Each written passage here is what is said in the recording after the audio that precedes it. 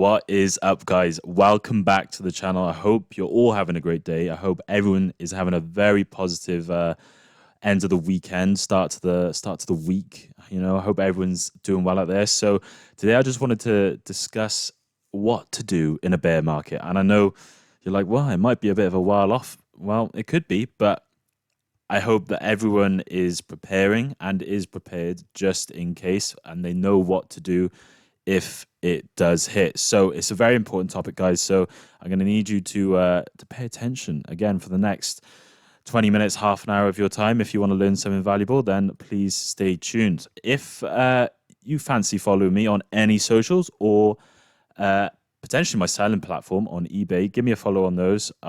It's easier to stay tuned on Insta because it's straight to the point. I can let you know what I'm buying. I can let you know what products are coming out, that sort of thing. So that's the sort of thing I post.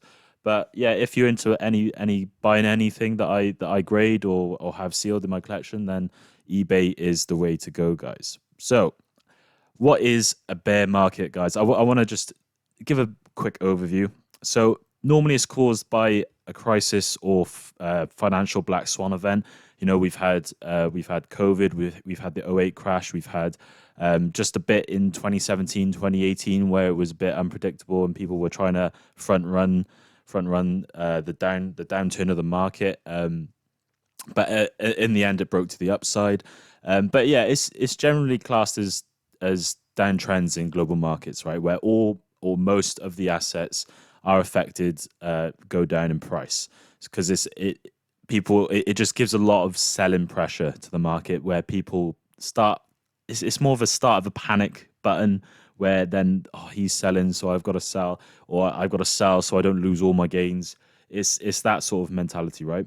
So that's where a bear market sort of starts, is that selling pressure, especially from hedge funds, and it's essentially when people are sparse and tight for money, they will sell some of their like side assets, and Pokemon's one of those side hustle sort of assets, to recoup either some of the gains or to pay for costs like living costs if it gets tight out there. So that's the start of the bear market. That's what sort of happens at the start. Now, what are you going to do with your cash? So right now, but when we're in this happy time in bull market territory, right? We should be thinking about the next bear market eventually, and what happens in the bear market is you want to buy. You want to do the complete opposite to what people are doing. You want to be buying the assets that they're selling, right? So to do that, you need cash. You need a decent source of cash, and you need to be stockpiling cash as you go on through the bull market. As it keeps trending up, you need to be constantly taking little profits here and there and building your cash pile, right? So what's the best way to do that? Currently, the interest rate on cash ISAs is really good. It's currently sitting at 4.9%, trading 2 and 2, best example out there. They have a 4.9%, and they pay it daily.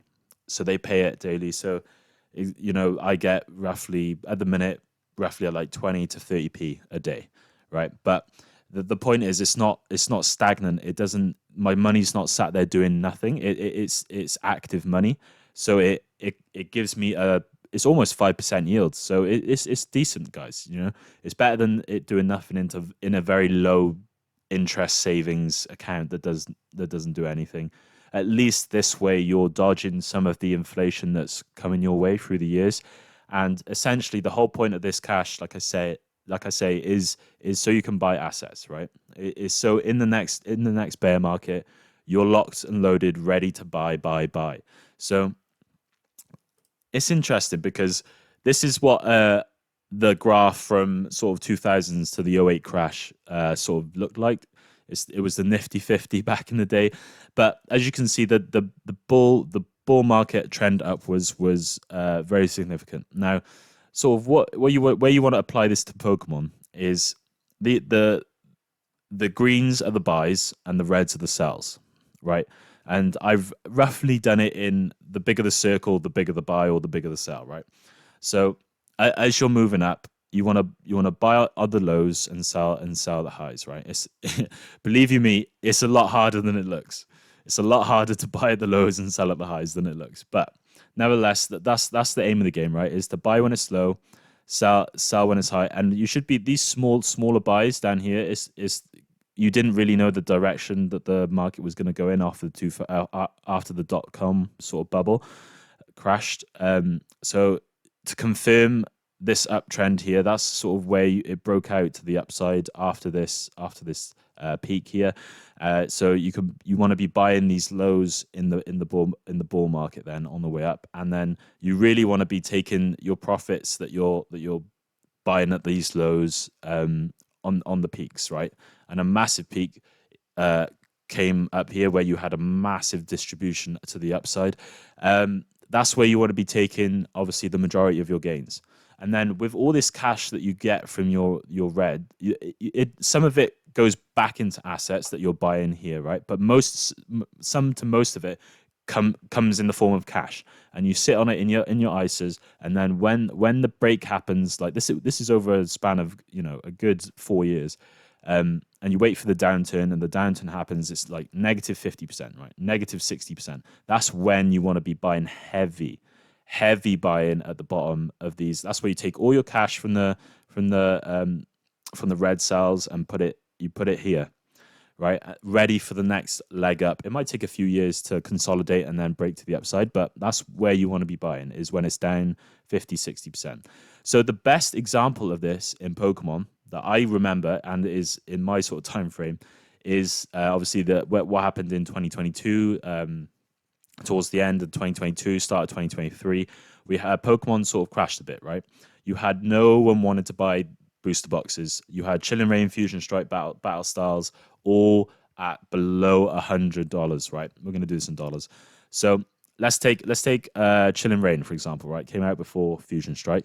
It started at sort of 130s in end of 2021, right? Going into 2022, the peak was 130 for that box, right? And then we had the crash. Pokemon continued printing. No one wanted the product, right? So what you have the price has to go down. So at the mid June 2022, Chilling Reign was $78 from 130. That's a negative 40% move, right? Down, right? So when you're seeing those numbers, the negative 40%, that's where you want to take your cash now, and that's where you want to buy these assets, right? At negative 40% when no one wants them. Because guys, at the end of the day, they were good sets, right? And people agree that they're still good sets. Some people disagree about Chilling Reign, but the numbers tell a different story. Fusion Strike is a good set. Chilling Reign is a good set, in my opinion. Same sort of thing happened for Fusion Strike. It started well at the end of 21, started 22, and then sort of mid 22, it crashed 64. Again, it was roughly just under 40% crash. But look what happens then to the upside when the bull market starts, right? You're going from, even if you bought 100, it doesn't matter, because you're going from 80 to 300. It's a crazy amount of return you're going to start getting from assets. So what my point is, you want to start selling on the way up. So I probably would have sold a little bit in May, probably like 10% of my position in May, and then a bit. You want to start thinking around this $300 mark, a bit more, and then a bit more, and then a bit more, and all that money goes back into the assets that are in Pokemon that are getting released now. But it also doesn't all go into that. It goes into a cash pile, and you want to start building that cash pile ready for the next 2022, so you can buy all these boxes at cheap prices, right? That's the aim of the game. That is the aim of the game. It sounds a lot easier than it looks, because when you're in it, it's different, right? So as the cycle overview, like I say, we're going to start with cash. You're going to turn it to assets. You're going to sell the assets. You're going to pay your tax, and you're going to take your profits, take it back to cash, and do the same again. And in this cycle, your cash pile should be growing, right? It should, say you start with $1,000, your assets go up. You buy assets for $1,000, they go up 50%. That's 500 quid profit, maybe like 100 quid tax. So you got 400 quid profit. And instead of putting the whole 1,400 back into to assets, you only put in like 1.2, and your cash is now 200, right? So now you do the same, and that keeps growing.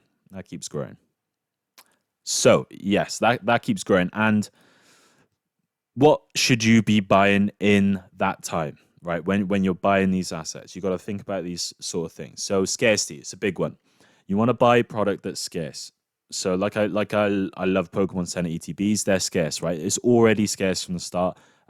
Exclusive promos that you can find, like for promotion, the Pokemon Center, like the Van Gogh Pikachu, or the delivery Charizard, something along those lines. You want to think about sets that have strong IP and nostalgia. You want to think Pokemon like Charizard and beyond, the evolutions, the very popular Pokemon that people will never get bored of. So those are the type of Pokemon that you want to have in the sets or buy in the single cards, that sort of thing. Pikachu is another one. Sometimes you want to go backwards. So the older booster boxes, normally the ones that have been proven, that those that take a 40% dip in the bear market, those are the ones that you want to buy because they have historical appreciation already. They're already known to be a good set, or the demand was there in the bull market. If it's gone away in the bear market, it should come back in the next bull market. So those are the type of probably like Sun and Cosmic Eclipse, those sort of things you should have been picking up in 22.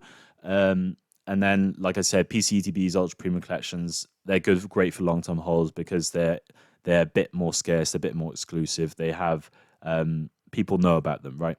And what you want to avoid is sets with low demand and sets that have been printed a lot. A lot where the demand isn't even meeting the supply. Stuff like Vivid Voltage at the start was printed so heavily.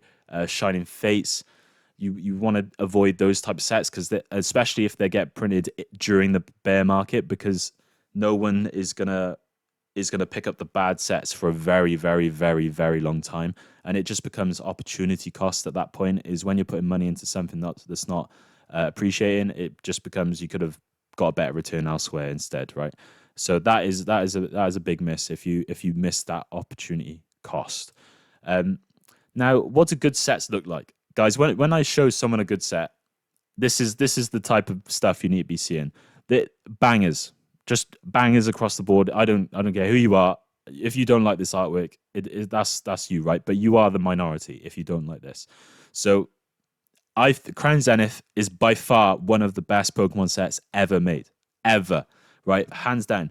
And the artwork is just gorgeous. It is stacked so deep, so many cards, right? And you gotta see that this is a good set, and that no matter how much Pokemon prints of this set, someone will buy. Someone will be buying this, right? That is the end point here, right? Is someone will be buying this. These artworks are too good.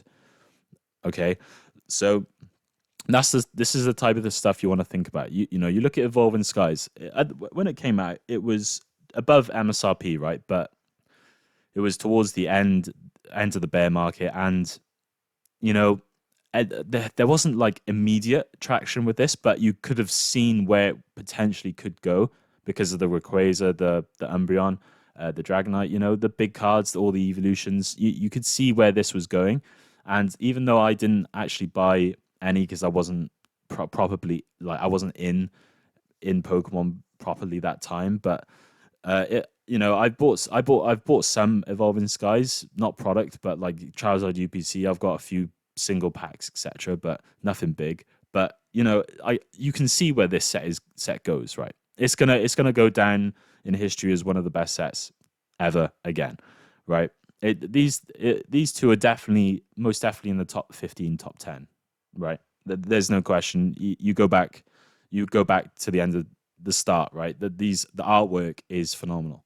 So I think that's what's driving Pokemon right now is artwork, and it's very important because it's like a collector's item. Like you said, it's for the collectors rather than the players, and even though the players like this sort of artwork, collectors in the art space, it's huge, right? Everyone loves art, and art sells. So that's why I like Pokemon, right? But the key takeaways for the bear market is you have to stay calm and don't panic sell, right? You should have been selling on the way up of the bull market. The time is not to sell when you're negative 50% gains, right? You should be taking small gains on the way up. You should not be panic selling on the way down. So that's the philosophy, right? Is if you're 100% up on your money, you need to take 10% off the table. And then if it goes up 50% again, 20% off the table. Those are the sort of small sells you want to be doing on the way up. You want to again focus on quality sealed products. Sealed products do great long term, right? They have strong fundamentals. Sealed product does great long term. You have to avoid the sets that obviously have been printed heavily when the demand is low, and it's a bad set, like Shining Fates. But eventually it will pull through. It's just the opportunity cost. Okay. So I'm not saying it won't make money, but the opportunity cost is a real thing. You could have been buying a lot of different sets if you weren't buying Shining Face. Okay. Keep cash reserves. Again, huge. Like I say, you want to be selling on the way up, building your cash pile on the way up, ready for the way down. Some of these things some of these bull markets might be 2 to 4 years. This is a long-term thing. You don't want to be panic selling as well. So you've got a long time to sell. It's a lot. Bull markets last a while. Bear markets last not very long. So, and like I say, you want to think long term. You're right. These products take a while. Say you start buying at the bottom of the bear market and it goes down further. You just want to try and find some more funds and try and buy some more. Okay, you don't want to be like, oh, I'm down on my money. No, you won't be in if you look 5 years in the future, right? You got to think long term. You got to be not worrying what's happening in the moment, and you got to know that you're getting a good deal right now for what you're buying, especially if the sets are good, like Crown Zenith, like Evolving Skies, right? You should be so confident in those sets because they're bangers, right? That's you want to walk away so confident you're going to make money that is out of the question. Okay, so they're the sort of things that you want to be thinking about, guys. So with that, listen, it's quick, it's to the brain. I hope you gain some value. Listen, if you want to give me a like, give me a subscribe down below, give me a comment. I want to know your thoughts. Feel free to do so. Listen, if you want to, subscribe and to my and follow me on Insta, that sort of thing, feel free to do so also. And I hope you have a great rest of your day. I'll catch you in the next one.